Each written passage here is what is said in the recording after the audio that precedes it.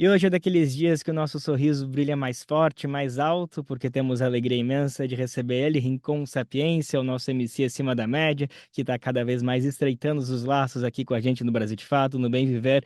Mensalmente vem, ele aparece, troca uma ideia, lança as caminhadas, a percepção dele sobre o Brasil de forma geral, mas sobre as coisas mundanas também, sobre o nosso dia a dia, sobre o que vem acontecendo, sobre os problemas que vêm, as felicidades que vão. Enfim, sobre todas essas coisas, e por isso que eu tenho uma alegria imensa de te anunciar, Rincon. Obrigado mais uma vez pela tua presença, viu, amigo?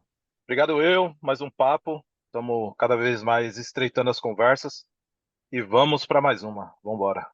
Maravilha, Rincon. Bora nessa então. A gente está conversando aqui sexta-feira, na super véspera, né, das eleições municipais do segundo turno que acontece em algumas cidades pelo país, inclusive aqui em São Paulo.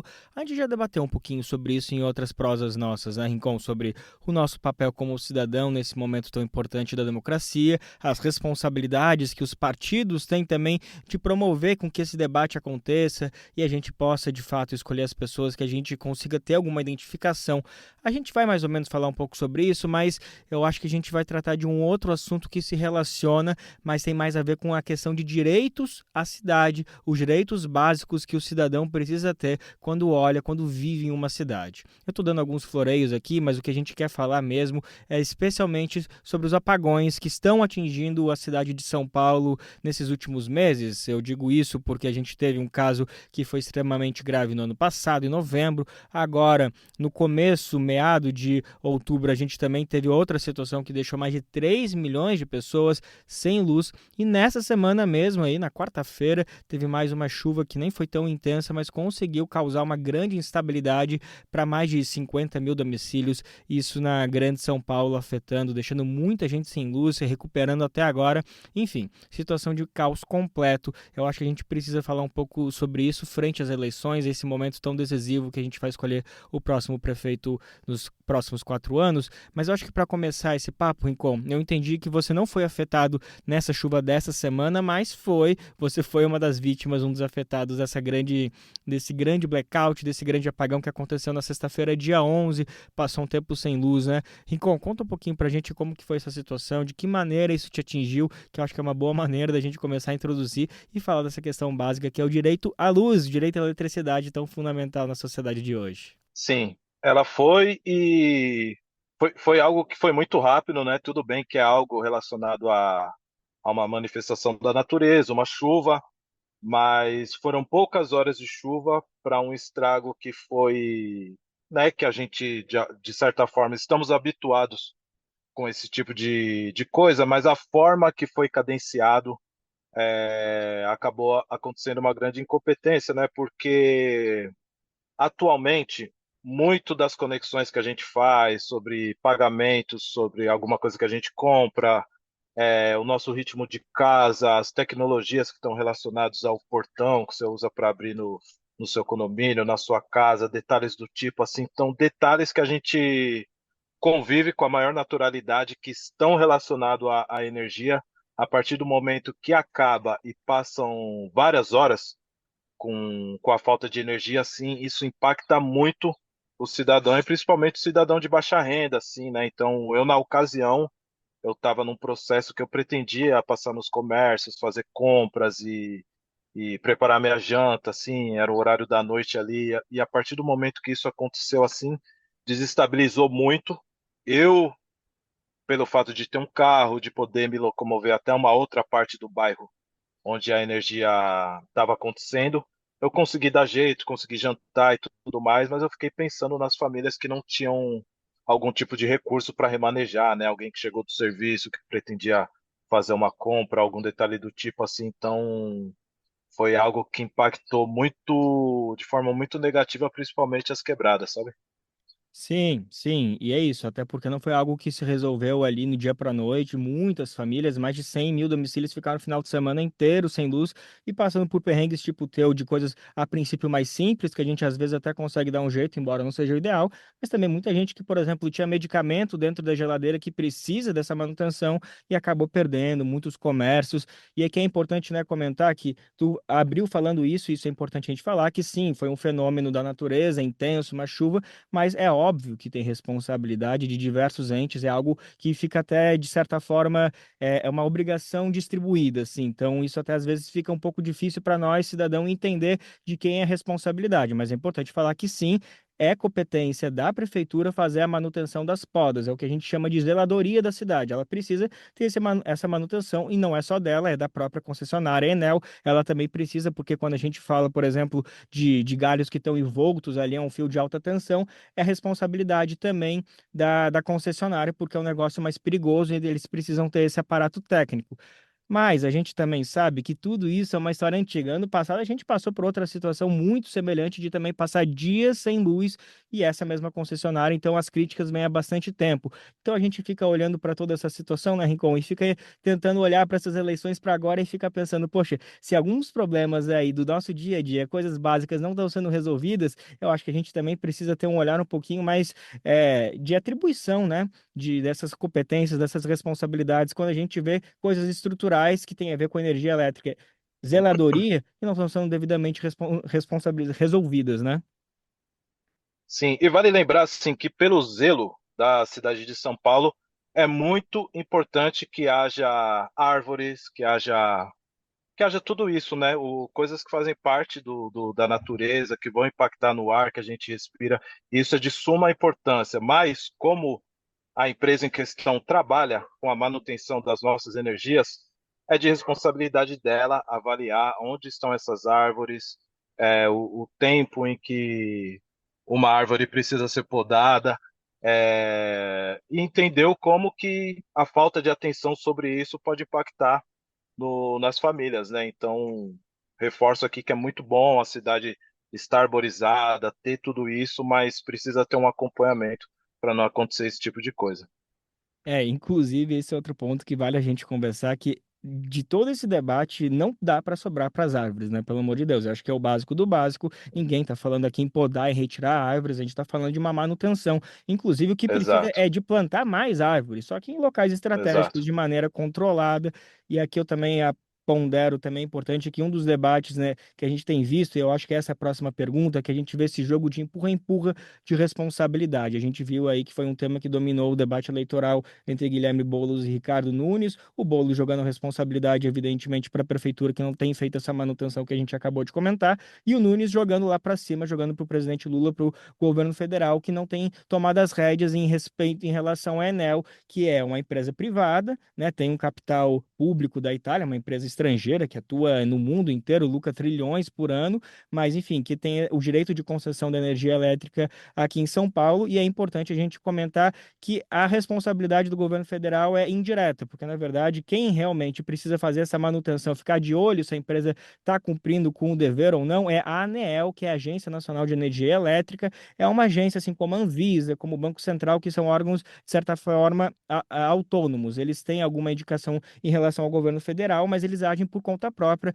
então cabe ao governo cobrar da Enel, perdão, cabe ao governo cobrar da ANEEL, mas quem é responsável de fato por cobrar a Enel, a empresa em si, é essa agência. Então a gente, no final das contas, né, Rico, a gente fica aí sem luz e ainda vendo uma resposta sendo aí jogada de boca para boca, de barriga para barriga, e no final das contas ainda tem gente sem luz aqui em São Paulo. Exatamente, né? E ainda estamos para se aproximando, né, de uma temporada do verão, onde as chuvas são mais recorrentes, né? E a tendência é que aumente o número das fortes chuvas e aí precisa ter uma atenção redobrada para que passe a não ter uma recorrência disso, né? Desse tipo de ocorrido. E, Rincon, nesses dias aí, já vão fazer quase 2 semanas desde que aconteceu, pelas conversas que tu tem no bairro, pelas pessoas que tu acaba trombando aí no teu trabalho, enfim, de que maneira esse papo vem aparecendo? As pessoas de que maneira estão ligando esse discurso com a responsabilidade da prefeitura ou acabando comprando mais esse discurso de que é um problema de gestão federal, porque de fato é uma concessão que vem do governo federal, enfim, de que maneira que tu sente que as pessoas estão olhando para essa questão? Estão conseguindo vincular com as questões do dia a dia ou parece mais um problema que o cidadão fica desassistido? O cidadão fica desassistido e, honestamente, assim, infelizmente, a minha percepção, pelo menos, o cidadão, quando ele, por alguma razão, ele acaba abraçando um candidato, assim, muitas das vezes os ocorridos, as provas, as situações assim acabam afetando pouco na intenção de voto, assim, infelizmente, né? Porque a ligação de parte do eleitorado com os candidatos é muito uma questão com certo apego, é motivado por outras coisas e não exatamente o projeto político do candidato, né? Então, eu, pelo menos na minha percepção, assim, do pouco que eu conversei sobre, assim, cada um que está tendo o seu candidato, assim, está disposto a ir até o final por esse candidato e às vezes esse tipo de ocorrido é a falta de competência em lidar com as coisas assim não acaba afetando o candidato em questão, né? Infelizmente. Ou seja, as pessoas estão tão vidradas e hipnotizadas, de certa forma, pelo, Vidradas. vidradas porque por aquele candidato fala, pelo que o padrinho político daquele candidato fala, que acaba nem conseguindo correlacionar coisas do dia a dia, não importa a situação da cidade, que já tem um discurso definido. Acho que no final das contas isso prejudica o debate em si, né? Faz com que a democracia, com que as eleições no final não valem nada. No final o que está valendo são só os comentários no Instagram ali, nas redes sociais ali, para ver quem lacra mais, não em si o debate político. Então, muita das pessoas, né, naquele mesmo processo que a gente conhece já há um tempo, que tem acontecido na política brasileira, são cortes de podcast, rede de internet, WhatsApp, o que está sendo entregue para o eleitorado é o que faz esse eleitorado tomar o partido dele e escolher o candidato dele, assim, né? Então, esse olhar minucioso sobre projetos, sobre como que está lidando com os projetos, assim, acaba não acontecendo e cada um acaba de forma apaixonada abraçando ali o seu candidato e sendo irredutível nesse tipo de situação, sabe? E tu vê uma solução para esse caminho, Rincon? Que maneira que a gente consegue de volta suscitar as pessoas a olhar para as propostas que estão realmente sendo debatidas e tentar falar sobre elas? E não parece algum caminho que a gente consegue fazer para que essas discussões aconteçam e a gente fale desse apagão e tentar relacionar com o debate político das eleições? Eu acho que isso poderia de alguma forma acontecer quando a política no geral passar a ter um diálogo mais horizontal com o eleitorado, né? Então, ainda que exista a internet, que ela dá uma rapidez de comunicação, de notícias, e tem se configurado outros perfis de candidatos, o diálogo ainda é aquele diálogo é, que não tem tanta aproximação com o eleitorado, assim, então às vezes é um detalhe que o eleitorado pega, assim, sobre esse candidato em questão, a origem dele, a ideia que ele defende, a postura dele, a oratória, acaba sendo outras questões e não exatamente projetos. Então, acho que quando existir candidatos que consigam conversar de forma horizontal com o eleitorado e falar a mesma língua e ter um diálogo franco e aberto, eu acho que a passos curtos, mas isso pode ir mudando aos poucos, sabe? Ótimo, é isso, com certeza. Então, vamos aqui aproveitar e mudar um pouco de assunto, falar de outra questão que, enfim, não se relaciona diretamente com esse papo, mas eu acho que a gente vai conseguir fazer alguns pontos interessantes, que é principalmente em relação ao autocuidado e alimentação. Você é um grande entusiasta dessa ideia, quem te acompanha nas redes sociais já pode ter visto algumas receitas suas preparando ali no corre, no dia a dia, da maneira que dá, que é a maneira que é possível. Mais recentemente, acho que faz um pouquinho mais de um mês, você preparou ali, eu não experimentei, mas tá com uma cara deliciosa e muito cheirosa de um frango desfiado, ensopado, com pasta de amendoim, acompanhado de um cuscuz. Enfim, deu água na boca aqui só de comentar. Explica um pouquinho de por quê, né? Por que relacionar tu que é um artista tão consolidado na música, no rap, tem essa área aí já, né, em todos os campos bem definidos, mas também vai lá e tenta se mostrar como uma pessoa, um influencer da alimentação, talvez, né? Não sei se é exatamente por aí, mas queria te ouvir um pouquinho dessa motivação de tu também usar esse canal de comunicação para falar de algo tão importante do nosso dia a dia, que é a alimentação. Eu acho que a alimentação tá ligado, né? Um ponto que a gente sabe muito bem que é saúde. E quando a gente defende, né? Eu, no meu caso, né? No meu lugar, assim, a gente tá sempre almejando o progresso, né? Da população periférica, da população preta e tudo mais. E muitas das vezes existe uma recorrência, assim, por exemplo, da população preta, por exemplo, sobre diabetes, sobre problema de pressão, coisas que são relacionadas a colesterol, a excesso de sal, excesso de açúcar. Então, né, existe um histórico, né, de abandono com a periferia, de violência, de coisas que a gente sabe muito bem, mas muitas das vezes é pela boca que a gente segue um caminho que acaba sendo prejudicial para a gente. Então, de uma forma leve, assim, né? Eu, nesse lugar de artista, mas um grande entusiasta da culinária, né? E um cara que adora comer também, eu acabo abraçando esse tipo de conteúdo e mostrando possibilidades, né? No caso desse prato específico, a gente tem uma proteína com baixo índice de gordura, né? O peito do frango ali desfiado. Aí isso bem temperado, você usa menos sal e usa mais temperos, a pasta de amendoim, o chimichurri, o gengibre, se quiser, a pimenta, coisas do tipo, você acaba usando mais tempero, menos sal. E o cuscuz é um carboidrato que não tem a farinha branca, que também é outra coisa às vezes acaba impactando na nossa saúde negativamente. Então é um prato muito simples, muito gostoso e que acaba caindo nesse lugar de ser do bem-estar, né? Sim, sim. Essa receita está disponível ali no Instagram do Rincon. A gente também vai botar o link. Exatamente. A gente também vai botar o link aqui na matéria quando for ao ar depois desse papo. Mas, Rincon, fiquei curioso de saber se essa é uma receita tua, se vem de família, enfim, da onde que você tirou, que são ingredientes básicos, mas essa mistura é um tanto quanto inovadora. No caso, cozinhar o frango com a pasta de amendoim, com molho com a pasta de amendoim, é influenciado pela culinária africana, né? Tem muitos pratos que se consomem, né? Que faz esse tipo de molho, assim. Inclusive, esse tipo de molho feito por um africano é muito melhor que o meu, né? Eu ainda tô lutando para chegar nesse bom resultado. E na culinária africana eles costumam consumir o fufu na Nigéria, por exemplo, e seria como se fosse falando no linguajar nosso aqui, uma polenta, só que muito mais consistente, né? Muito mais sólida.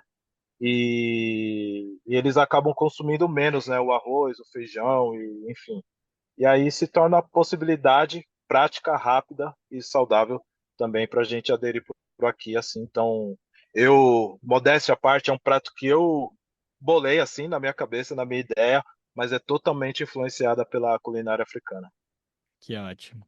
Ali no vídeo, logo no começo, tu já começa a comentar, pô, as pessoas talvez vão me questionar, eu que fui vegetariano por 20 anos, tô fazendo um prato com frango, mas vou comentar isso em outro vídeo. Enfim, imagino que talvez esse vídeo vá sair alguma hora, mas se tu puder adiantar um pouquinho pra gente de como foi esse teu processo de passar 20 anos aderindo ao vegetarianismo e agora, enfim, não participa mais desse processo. Queria te ouvir um pouquinho dessas reflexões que tu trouxe e o que tu compartilharia com a gente sobre tudo isso. Então, acabou sendo uma escola, né? Porque o lance de ser vegetariano durante 20 anos foi o que me fez ter relação com os alimentos, né? Porque eu, enquanto era vegetariano, eu não era aquele cara que, por exemplo, né, uma vez eu estava com um amigo vegetariano também, ele falou: "Ô, vamos comer o quibe ali. O quibe ali parece de carne, mas é outra, tipo assim, eu naquele período que eu não consumia carne, eu não me interessava por nada que se parecesse com carne, sabe? Pelo fato de a minha filosofia, a minha dieta ser vegetariana. Então, eu não era aquele cara que comprava hambúrguer feito de não sei o quê e outros tipos de coisa. E eu acabei frequentando muita feira, sacolão, aprendendo a cozinhar, fazendo minhas próprias paradas assim. Então, isso foi muito bom, eu criar uma relação com o alimento que eu consumo. Mas com o passar do tempo, eu notei que vários dos alimentos que eu consumia, assim, para o meu corpo especificamente, eu consumia muito grão e passei a entender que isso não me fazia bem. Como eu era vegetariano e não vegano, eu consumia muito lactose, né, o queijo e coisas derivados.